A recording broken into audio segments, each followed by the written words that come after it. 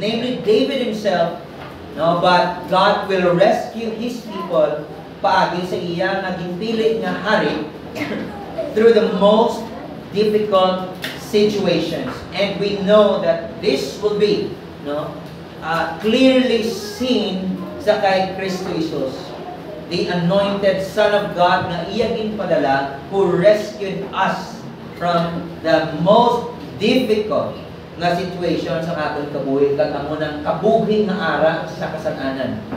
God has rescued us through the Lord Jesus Christ, no? Gin-rescue niya kita. Now, sa nagliligad na Domingo, 2 Sundays ago, no, nakita natin God's removal of the corrupt priest, no, sa verses 12 to 17, nabasahan natin, no, naging hambal sang writer kung anong ilang mga customs nga ginaubra. And if we read, no, sa Numbers chapter 17, 18, kung ano dapat ang ubraon sa pari, ano ang mga parts sang offering nga kwaon sang pari, no, pag kung basahan mo daan sa Numbers, bakit ano nga ulo, ang right thigh, ang fat, no, inatanan para na sa sunugo na, no, kag ang inang mga parts ng head, right thigh, para na sa pari, hindi na sila magpinagusto kung ano, no? Kag nakita na doon sa chapter 2 verses 12, no? Sa verse 17, na ang pari mismo, ang iyang servant, no? Then tabla verse number 14, he would thrust it, ang 3-pronged fork would thrust it into the pan or kettle or cauldron or pot. All the fork brought up, the priest would take for himself. So wala na nila ginasunod ang basic nga ginahambal, no, sa Biblia nga parte na dapat ihatag, no, sa sa pari. Tila kung ano lang ila makuha dira, amo na ang iya ka pari.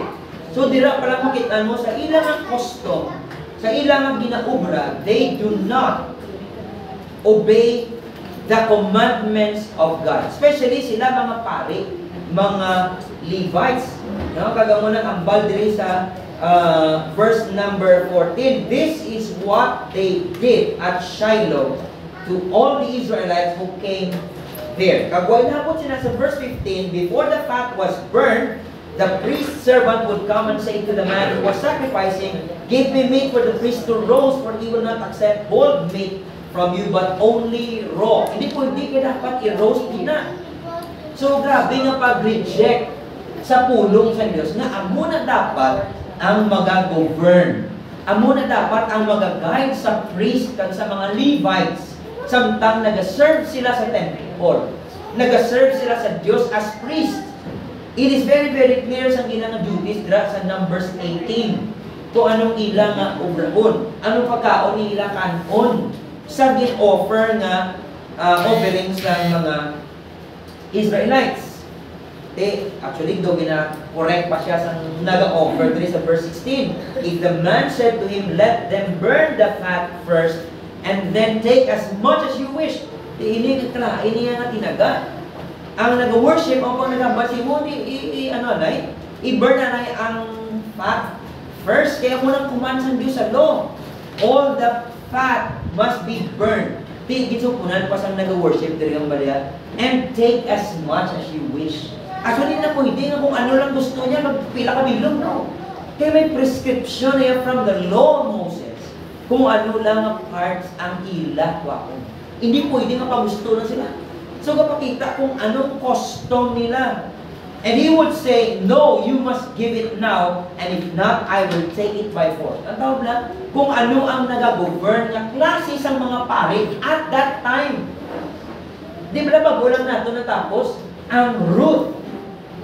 Di ba? Kag ang judges. Ang context is that everyone did what was evil in the sight of God. They were doing what is good in their own eyes. Even ang priesthood ng tawag, they are doing things in their own eyes. But they are doing evil things in the sight of God. No? Ang wala nga hindi No, sa chapter 1 pa lang, grabe niya kasi sa worship. No, kadto ang si Elkanah, si Hannah, kadto sa temple Shiloh to worship. Year by year, ang unang emphasis. And then paglabot mo sa chapter 2, gin-reveal sa writer ay hindi ano ang ginaobra sa mga pari ulit. Kita mo mag-gin-plaster sa chapter 2, even Eli himself. Or chapter 1, si Eli hindi ka-discern kung si Hannah, ano yung ubog o nagapangamuyo. Why discernment? Even si Eli. No? So kapakita nga ang priesthood mismo, baldado na. And we see the reversal of God that He will be doing sa siningang priesthood. We have seen that God has removed these priests, pating linis, yan mo, grabe. No? Ang rebellion sa mga kabataan ni Eli, sa verse 12 to 17. Ang verse 17, ang tawa pala, thus the sin of the young men was very great in the sight of the Lord, for the men treated the offering of the Lord with contempt. Ano ni mga kabataan ni Eli? Ang tawa pala sa chapter 1, no? Verse number 3. Ang two sons of Eli, ara dito sa temple sa Shiloh, Hophni and Phinehas, who were priests before the Lord. Si papa nila ang the priest. Imagine, kag ang costume nila, actually na may departure na from the law, from the Word of God. Why is that nagatuman? Laylain ang ilang ang ginapangkubra. And you see kung di ini siya padulong. No, grabe nga kasi sa worship sa chapter 1. Ingo maron sa chapter 2, gindi sala-sala ang ilang ginapangkubra. And then pagka verse 17, ginambal sa writer, grabe ang sala sa sining ng mga pamatanon. Ang mga bata ni Eli, they have departed from the commands of God. They treated the offering of the Lord with contempt. Hindi niya seryoso. Daw baliwala. Pasipagpakan na. No? And then verse 18, ano yan, na may laita yan. Si Samuel nag-minister before the Lord. A boy clothed with a linen ephod. Ang ephod, amo na siya dapat ang ginasuksok sa pari. Pero wala gina-emphasize, no? Na mga kabataan ni Eli, amo na ginasuksok nila. Nga kay Samuel pa yan gina-emphasize. So, dira pa lang, ang ilang pag-depart sa pulong sa Diyos, although hindi natin nabasahan, nga si Phinehas kag si Hophni, wala na gasuksok sa ephod, no?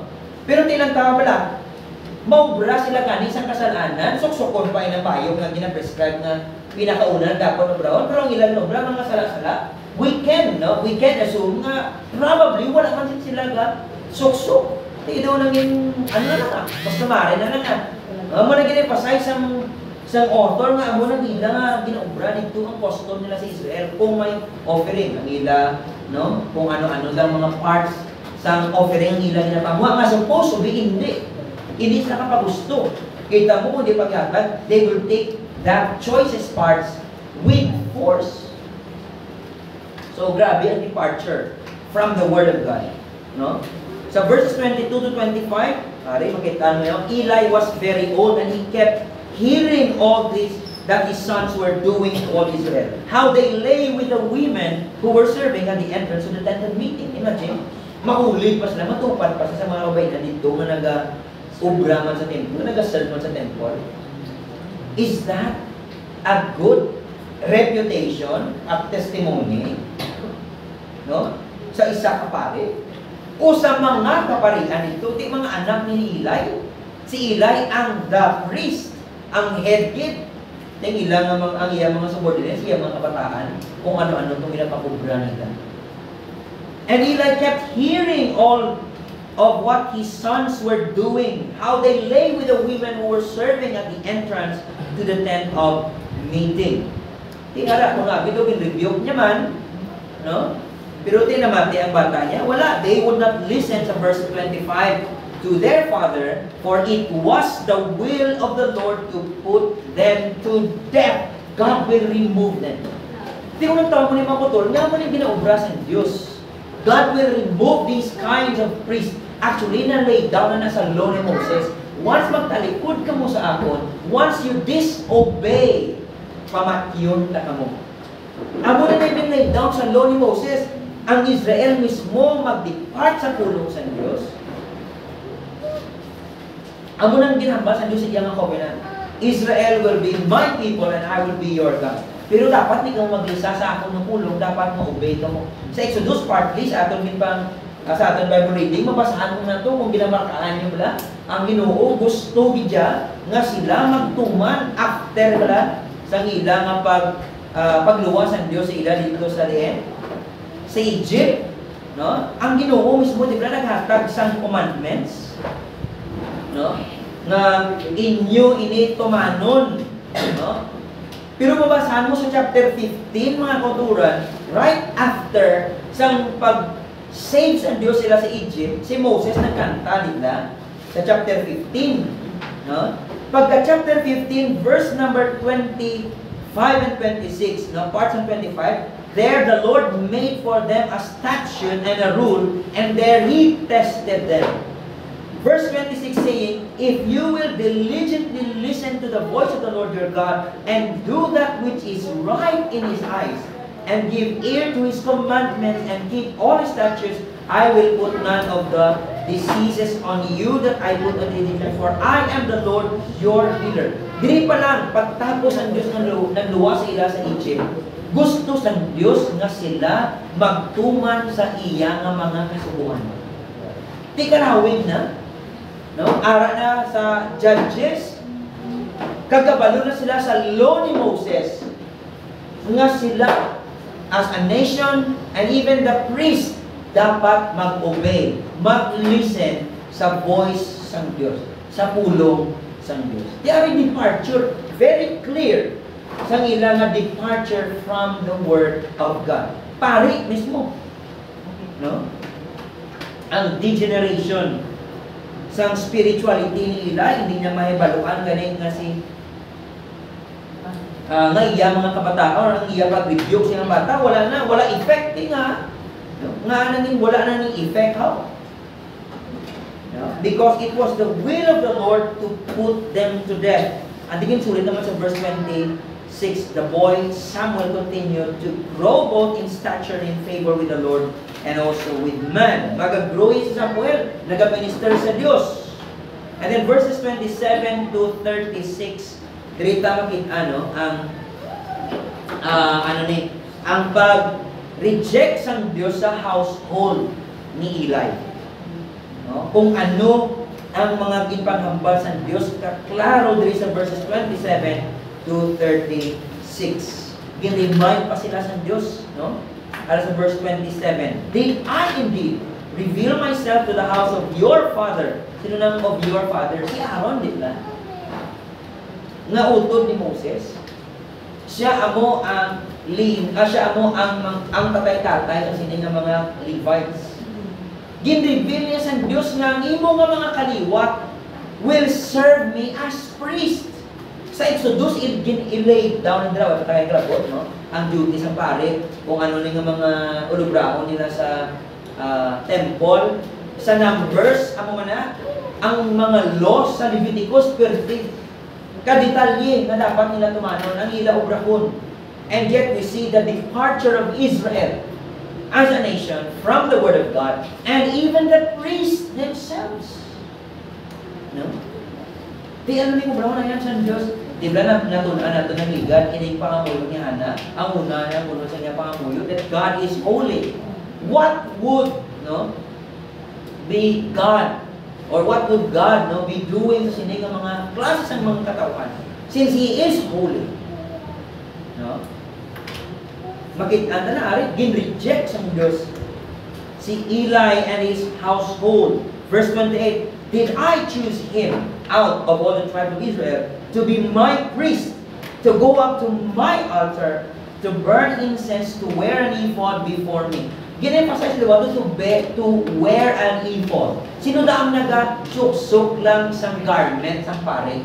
Si Samuel. Wala gine-emphasize dahil nga ang ining priest nga si Hophni kag si Phinehas were wearing ephod. Si Samuel ang gine-emphasize dahil. No? So, you see, ang contrast, aring mga kabataan ni Eli, who were worthless sons. Pero sino ang worthless na tao nga abi ni Eli? Si Hannah. Natawa pala, no? Sa verse 16 sa chapter 1, abi ni Eli, si Hannah was a worthless woman. Pero sinong worthless men? Verse 12 sa chapter 2, the sons of Eli. Grabe, no? Wala niya na ginambal siya bata. Or why na sa kabalo. Huh?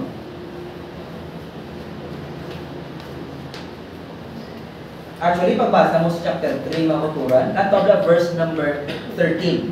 And I declare to him, ang ginambal ng Diyos sa kay Samuel. Di ba tawag sa Diyos? Si Samuel chapter 3. Ang ginambal sa Diyos kay Samuel, verse 13. And I declare to him, Eli, that I am about to punish his house forever for the iniquity that he knew. Kabalo si Eli kung ano ginapamubra sa iyang nga bata, and yet he did not restrain them. Klaro kayo rin mga kuturan. Because his sons were blaspheming God, they treated the offering with contempt. Si Eli mula lang yan, nag-rebuke siya nga bata. Ano ang background? And he did not restrain them. Kabalo siya. Imagine niya klase isang pare. Kabalo siya sang sala. Wala kaniya sabdong ang iya mismo nga bata. That's not how to be the priest of Yahweh. Kung pare sila dapat nagatungan sila sa kasubuan. Nag-obra sila sa insakto, galing sulit pa ang natako. And God rejected the house of Eli. And in verse 29 of chapter 2, ano ang badra sa Diyos? Why then do you scorn my sacrifices and my offering? Ganito lang gina-emphasize ng Diyos. Ako na iya sacrifices, ako na offering, that's my dwelling. Ginapasipakpakan nila. You're not treating that with seriousness, with reverence. Ang yung mga bata mismo, mabra ulit sa mga babae. And then sila, pagbulag-bulag lang. That's not how to be the priest of Yahweh. Kaya, judge siya pati iyang house. And honor your sons above me. Grabe. Pare, is honoring his sons above the Lord whom he is serving. Rebuke niya sa Diyos. Mas gina-honor mo pa ang imo nga bata kaysa sa akon na ako na sacrifices, akon ina templo. Pero sila pa yung gina-honor mo. Ito, and honor your sons above me by fattening yourselves on the choicest parts of every offering of my people. May part lang yan na dapat para sila, pero nila ginapili itong mga dagpo. Hindi ba batong sa medyo niwangit nga right eye? Hindi nila ito lang itong medyo tambok na ako na. Lahat lang yung obra nila.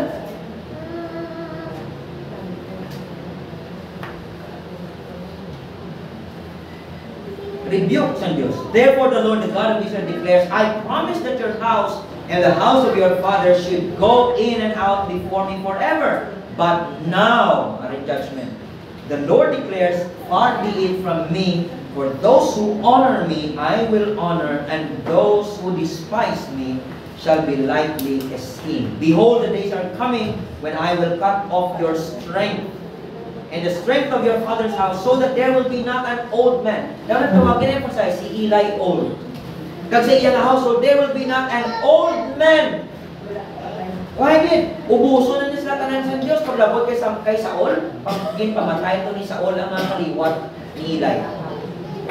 And then, makitaan mo kay Samuel, gin-emphasize he is young. Nandang niyo ba?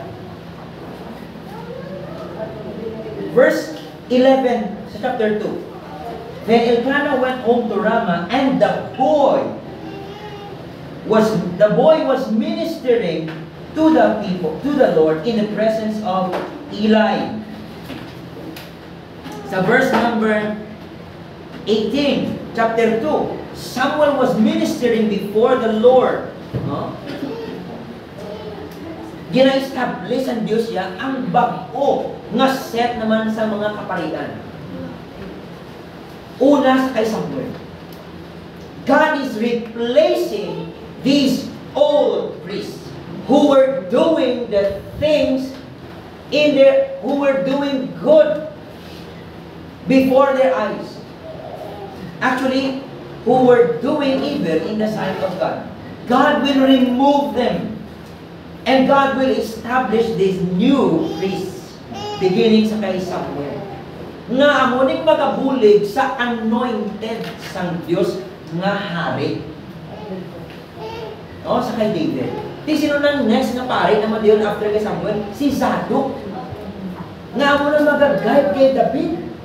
Si Samuel amo mag-anoint kay David. Ang problem dito, brothers and Dios, because God will rescue His people through the establishment of His king. Gayda niya sa Diyos ang iya nga king. Imagine, ipapare sa Diyos ang mga way pulos niya pare kay David. Imagine. Hindi magaydan si David sa sakto. Tiara, ang gubrong sa Diyos, kuha na sa Diyos. Ang old, represent sang young, sang new. Ang mga makita na God is replacing these old priests sa sinimbag o nga set sa mga pare who are obeying God. Ining mga old yan na disobey sa Diyos. No? God's establishment of the new priest. Bakit amo na si Samuel? No? Verse 18 sa chapter 2, Samuel was ministering before the Lord, a boy clothed with a linen ephod. And then verse 21, indeed the Lord visited Hannah, and she conceived and bore 3 sons and 2 daughters, and the boy, the boy Samuel. Di siyempre, Pastor, bata ka mo siya. Correct. Because that's the emphasis ng writer. Gina-emphasize na si Eli old, and he was doing evil in the sight of God with his sons. And here comes the new set, or the new priest soon to be priest, no? Si Samuel, nga propeta man, grew in the presence of the Lord. And then verse 26, now the boy Samuel continued to grow both in stature and in favor with the Lord and also with man. Pag chapter 3 verse 1 naman dyan po, now the boy Samuel was ministering to the Lord in the presence of Eli. Makitaan mo difference ang duwa. No? Sang ining tigulang na pare, kagaring bata nga nag-minister sa Diyos. What is God doing here? No? Kaklaro kayo kung tuturan, it's not about bad parenting. The text nga itong binbasa was not about bad parenting. Kasi Eli, di ka ba mag-lead siya ng mga kabataan? No. God is replacing these old priests nga nag-aubra sa kasalanan. Represent niya sang bago. Ining bata, grabe. Contrast sa mga worthless sons of Eli. Ining bata nga si Samuel, naging pangamuyuan sa iya nga nanay, wholly dedicated to the Lord all the days of his life. Amo nang ginobra diri sa Dios. Way ka mo pulos. You are scorning my altar. Why you na dinarespect? And it's a rebuke sa sining mga tigulang, sa sining mga pare, no? Incumbent. It's a rebuke to them. And then, pag chapter 3, ang ginukol sa Diyos si Samuel, nga ang pulong sa Diyos was rare, si Eli doon hindi ka discern. Sino naman? Nga nagpalapit si Samuel sa akon, isang balo that God is calling Samuel. But we see God establishing, this new priest. And then verse number 18 to 21.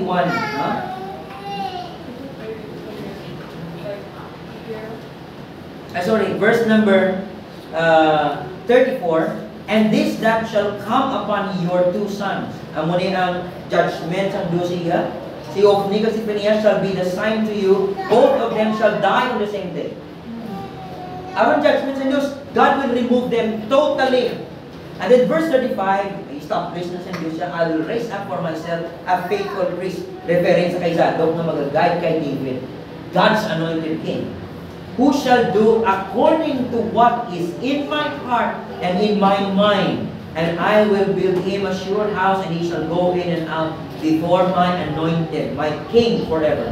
And everyone who is left in your house, Eli, shall come to implore him for a piece of silver or a loaf of bread, and shall say, please put me in one of the priest's places, that I may eat a morsel of bread. Arang mamigado kamo, magutman kamo, mga umubulig sa sinampari nga akong established, who will be going in and out, no, with my anointed, or before my anointed.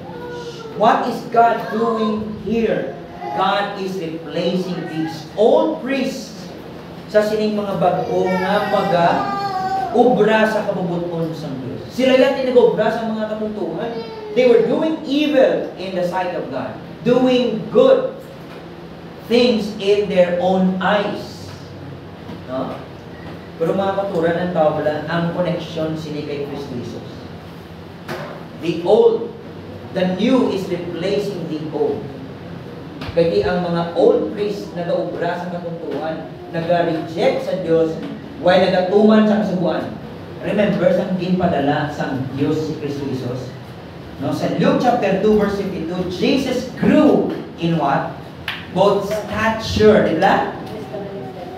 Wisdom and stature, and in favor with God and man. Mga kauturan, hindi ka plagpat, ha? Nga mo na minhambal ni Luke.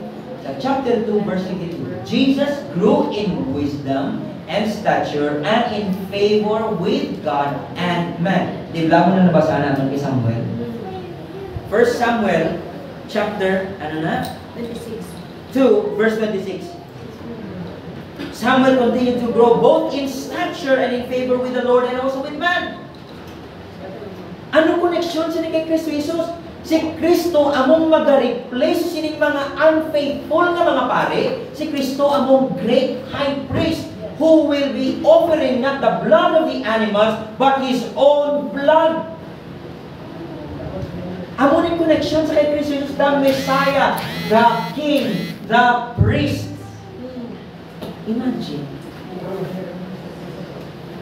God is replacing these old priests sa bago nga nagatuman sa iyang kabuton. Kasi Kristo ang perfect nga pare. Perfect nga pare. Kag hari who is doing the will, obeying the will of His Father. That's why He grew both in wisdom and stature, in favor with the Lord and man. Amo ni connection sa kay Samuel, sa kay Jesus. Sa ginpadala sa Diyos si Kristo, ginrepresenta sa Diyos ang set sa mga pare nila. Pagbasa mo sa Hebrews, si Kristo yung wala sa may magbulo si Kristo Jesus. Why kanyang priesthood is after the order of Melchizedek. Hindi kay Aaron. Nga buslan pa yearly. Well, abot yung buslan kini si Eli, tungod sa ilang mga katuntuhan kina mangubra. Hindi lang kay tigulang na siya, hindi lang kay meron tapos ng termino na, hindi. Tungod sa ila, sala. They were cut off. Daw kita that God is really holy. Nga mo itong kinahambal ni Hana, you are holy. Sa chapter 2. Kaga mo na ginubra sa Diyos makuturan nga bin-replace ni Jesus man in an old na system sa Mudiyo, old Levitical system or priesthood. Si Kristo na tutugot ng pare. Great high priest nga nag-offer hindi yan sa blood of bulls or goats, but His own blood, redeeming His people, rescuing His people. And His name is the Lord Jesus Christ. Kagri makitanda makaturan. No? Nga ang Ginoo yan naga-govern kita sa mga sitwasyon. Natamuhan niya ito pabayaan ng Diyos. Because hasta sa ulihin, David will sing. David will sing like the Song of Hannah. No? Sa chapter 2, Verse number 10. The adversaries of the Lord shall be broken to pieces against them. Now he will thunder in heaven. The Lord will judge the ends of the earth. He will give strength to his king. That's the song of Hannah. Pag 2 Samuel, David will also sing right after God saved David from all his enemies. Chapter 22, 2 Samuel, verse 51. Anong kanta ni David ng tawla? Great salvation he brings. God brings to his king siya. And shows steadfast love to his anointed and to David his offspring forever. Ang Diyos, hindi makuturan ang nagamanipula sa tanan. Ari ay? No? Makita mo, basahan mo ang mga experiences ni David, pero kasi no gin-attribute na ni David. Sabi, God saved me. Chapter 22, verse 1, ng 2 Samuel, ang context. And David spoke to the Lord the words of this song on the day when the Lord delivered him from the hand of all his enemies and from the hand of Saul, the king, right at the time. Gin-quote ini sa Psalm 18, 1-50. Ini nga kanta ni David. So, kabay pang makuturan. No? Nga makita natin ang Diyos. No? Nga gusto niya, even ang iya katawan, ang mga kaparian niya ini, magtuman sa iya na pulong. Eh kung hindi yan, amo na yung ginaba sa covenant niya. Pamatyon, taka mo yan. Pero aring tako niya makuturan sa iyo covenant sa gospel. Si Kristo ang nagtuman sa kasubuan para sa atin. Nga makitaan sa Diyos, ang righteousness ni Jesus, hindi ako kay wala ko'y kasara na magtuman sa kasubuan. Ang walang ba ni Pablo, bisan pa si Jeff, bisan pa nga matuman mo ang siya, mag-isa, ma-fail ka, hindi ka madyapon, righteous before God, pero ang tataong si Kristo Jesus, makutunan. Amo ang nag-obey sa kasubuan sa Diyos. Kasi makitaan sa Diyos sa aton, ang obedience ni Kristo, ang righteousness ni Kristo sa aton. That is the gospel. Rest kita sa sinakang kamaturan na kamaturan. Na hindi niya tungod sa aton, ba tungod sa kay Kristo Jesus. Kagdugay ma-partake kita sa aton Holy Communion. Sino buluhat? Sino binumata na nilalundong ng aton? It's Christ. We stand forgiven at the foot of the cross because of Christ. Not because of what I did. Not because I obeyed the law. He obeyed the law for me. He became a sin, a curse para sa akin. No? Kapag pakaluyan kita mga kauturan, nga makita natin ang Diyos na nag-govern sa tanan. Ari, wala di pabayaan niya. Even ang priesthood, ginepresan niya, inmusla niya bago, nga nagatuman sa kapumpun sa Diyos. Isubong kita, we are the kingdom of priests. Diba? Sa Revelation chapter 1, we are the kingdom of priests. And what would God expect sa aton? As priests, ano ba? That's why hindi mo pagtulukon yung imo kabuhay ito ka secondary thing. No, you are a priest to God. Ang imo ginaobra, must be holy. Tanan kung anong obra mo, di ka adto in relation sa imo, nga calling sa Diyos, nga priest ka sa Diyos, you offer spiritual sacrifices. And if you don't know your identity as priest sang Diyos, then hindi mo na pagtulukon imo kabuhi nga daw ka-importante sa imo. Kung hindi mo na maintindihan mo kung hindi ka pinagusto ka sa imo obray. Pero if you truly understood that you are a priest to God, Revelation chapter 1, we are the kingdom of priests to God. We offer spiritual sacrifices. Ang aton kabuhi, big deal niya mga kuturan. Kaya hindi kaya pareho sa mga di tumuluko na pinagusto sa ilang kabuhi. Ikaw, you are called to serve God. Kung ara ka man sa public service, ara ka man sa full-time ministry, or the in command, you are serving God Himself. Because we are priests. No? We serve God. Ang aton mga ginabuhat is an act of our spiritual worship sa Diyos. Huwag ka naman din tawag sa Diyos, huwag ka sa gano'n, tawag ka nga magpare. We are all priests to God, and we serve Him. Sige, dili lang kita ko ba na. Let's pray. Father, nagpasalamat kami sa inyo. Pulong na nag-remind, Lord, sa amon na ikaw nga Diyos, gusto mo, Lord, sa imo katawan, even sa priesthood, nga sila magtuman sa imo nga pulong. Hindi maglisa sa imo nga pulong. Kag Lord, kaklaro nga gusto mo, even sa amon sa mga panahon, nga kami magtuman sa imo nga pulong, hindi man Ginoo paglisa. Hindi lang kay kami mga Christian, but Lord, kami imo gitawag as priests. We are, God, Christ Jesus made us a kingdom of priests. Salamat Ginoo kay kami, hindi lang kami kinahanglan magpalapit sa isa ka pari para makasimba kami sa imo. Si Kristo amo ang great high priest who opened the way para kami makapalapit sa imo. Nga wala, Lord, si pagpangdudua, and you invite us, Father, to come boldly before the throne of your presence. Salamat, because it was made possible only by the death and the resurrection of the Lord Jesus Christ. Salamat, Ginoo, makapalapit kami sa imo nga presensya. Makakanta kami, makaalagad kami, makasimba kami sa imo. All because of what Christ did dito sa cross. Salamat, Ginoo. Patawaran kami sa namon sa laok, di kami sa mga nagbiling na liputon. In Jesus' name we pray. Amen. Sige, we'll give this time.